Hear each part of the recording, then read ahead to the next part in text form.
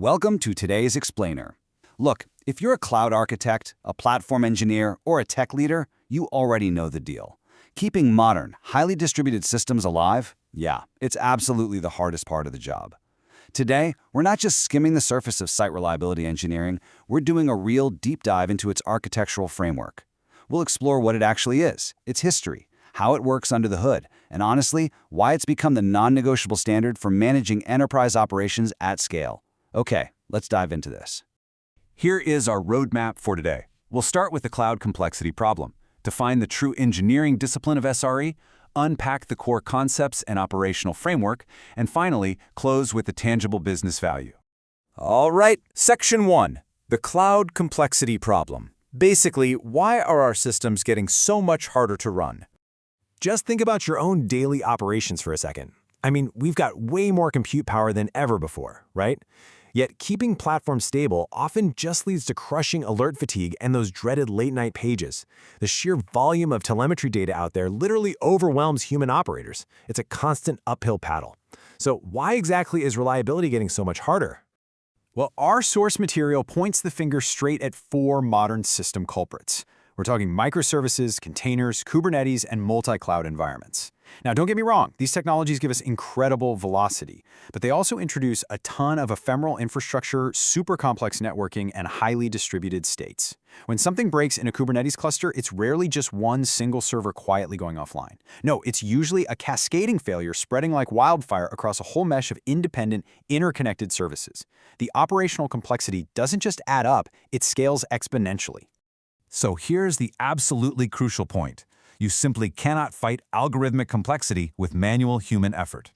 This repetitive, manual, tactical work, well, that's exactly what SRE calls toil. Relying on humans to frantically click buttons or SSH into servers during a massive outage, it's completely unsustainable. To actually survive this, we urgently need to replace that toil with a systematic, automated approach. We need a solution that actually matches the massive scale of our technology. Which brings us to Section 2. What is SRE? Let's formally define this discipline.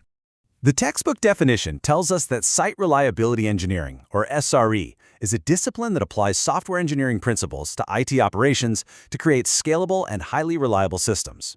But honestly, the history here is what's really fascinating. This discipline was famously born over at Google. They had this realization that they simply couldn't hire enough traditional sysadmins to manually keep up with their massive global search traffic, so they had a pretty radical idea. They put software engineers in charge of operations, basically tasking them with coding their way out of operational bottlenecks. And this brilliantly illustrates the core philosophy: engineering applied to operations. SRE is a massive shift away from reactive operations, the classic ticket ops where you just sit around closing Jira tickets all day. Instead, it moves toward proactive engineering. It's all about building self-healing systems, enforcing strict measurement, setting specific reliability objectives, and driving continuous improvement through code. Moving on to Section 3, Core Concepts of SRE. Let's actually unpack the specific tools of the trade. First up, we have Service Level Indicators, or SLIs. These are the metrics that measure service performance, things like availability, latency, and error rates. But here's the key architectural insight. SLIs absolutely must be measured from the user's perspective, not just the server's perspective. Think about it. It frankly doesn't matter if your backend CPU utilization is sitting at a healthy 20% if the end user is staring at a 500 internal server error on their checkout page. Without user-centric SLIs, you're really just guessing at how your system is performing in reality. Right, so once we have our SLI measurements, we implement Service Level Objectives, or SLOs. These are the target reliability goals for our services. Now, you might be wondering, what's the most important rule of an SLO? Well, 100% is the wrong target. I'll say it again, 100% is wrong. Aiming for total perfect reliability actually stifles innovation. It slows down feature releases, and it costs way too much engineering time. SLOs are really about defining what's good enough to keep your users happy while explicitly leaving some breathing room to break things and ship code fast. To put that into perspective and make it real, our source gives us a concrete example for an SLO, a 99.95% monthly availability target. Let's translate that into actual time, though.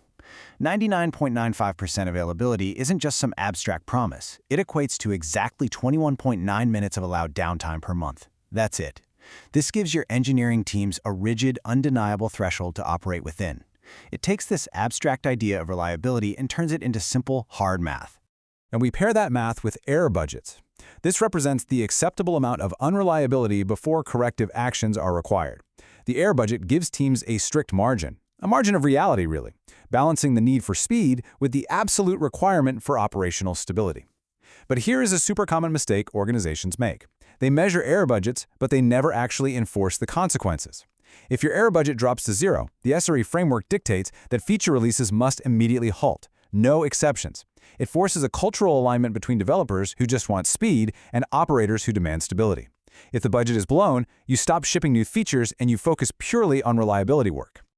Okay, let's move to Section 4, the SRE framework. Let's see how all this builds together into an operational engine. If you look at this continuous loop of SRE, it starts with observability, to truly understand our systems in real time.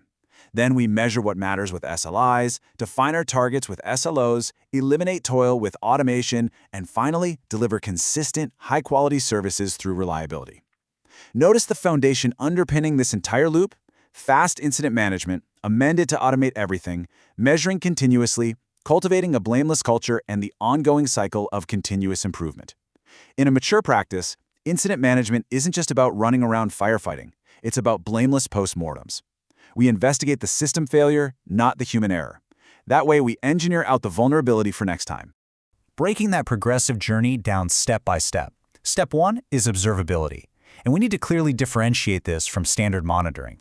Monitoring tells you a system is broken. Observability lets you ask why it's broken. Once you have that deep visibility in Step 1, you move to Step 2, measuring your SLIs, and Step 3, defining your SLO targets. Step 4 is automation, where you apply those SLIs and SLOs to trigger automated remediation, progressively eliminating that manual toil we talked about earlier. And Step 5 is the ultimate outcome, reliability. Basically, observability gives you the eyes, while the SRE framework provides the operational muscle to automatically act on what you see. Finally, Section 5, why SRE matters to the business.